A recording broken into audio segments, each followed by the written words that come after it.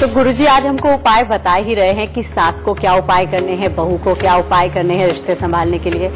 अगर गुरुजी दोनों ही ना माने, क्योंकि दोनों अपनी गलती नहीं मान रही हैं, उनको लगेगा कि मैं गलत नहीं हूँ, बहू को लगेगा मैं गलत नहीं हूँ, तो घर के बाकी सदस्य भी इससे डिस्टर्ब रहते हैं। तो घर के जो बाकी सदस्य हैं, ससुर है, पति है, नंद है, भाभी है, क्या वो भी कोई उपाय कर सकती हैं जिससे कि उनके घर में कलह दूर हो जाए? बिल्कुल बेटा, ऐसा है। अगर बाकी के लोग उपाय करना चाहे तो जो मैंने ये उपाय बताए हैं वो बाकी के लोग भी कर सकते हैं, जो खून के ताल्लुकदार हैं वो कर सकते हैं अपनों की तरफ से। लेकिन इसके साथ में एक एडिशनल उपाय जरूर करना पड़ेगा, और वो एडिशनल उपाय क्या है?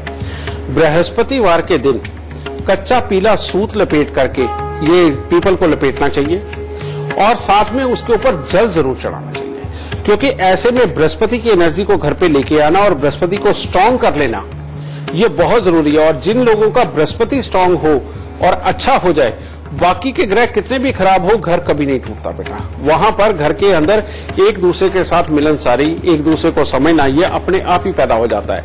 तो जितनी शादीशुदा जिंदगी हैं, अगर खराब होने के कगार पे आ रही हैं या फिर सास बहू के झगड़े के अंदर खराब हो रही हैं, तो बेटा पीपल को कच्चा पीला सूत लपेटना और जल चढ़ाना एक रामबाण उपाय है, जो आपको हर तरह का सुख देने में सक्षम है।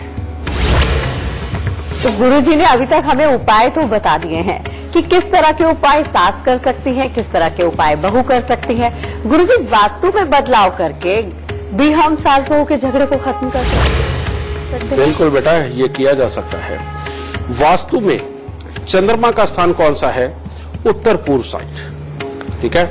और बहू का स्थान कौन सा है? ठीक है, ये है दक्षिण पश्चिम।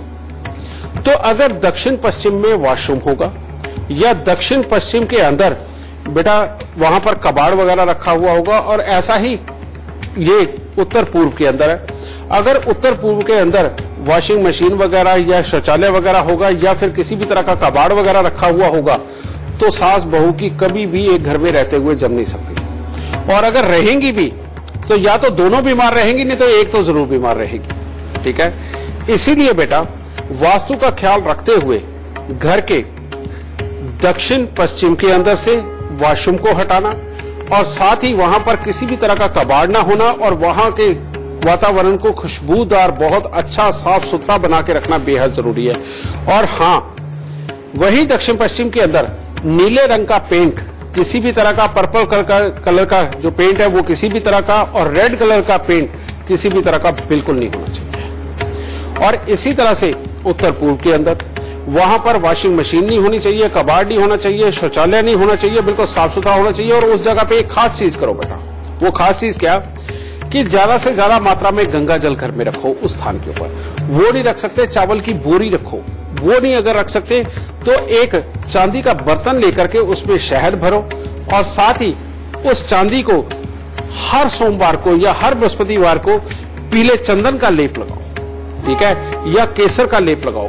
अगर ये चीज आप साथ में करके रखते हो तो बेटा सास बहू का झगड़ा ही नहीं खत्म होगा।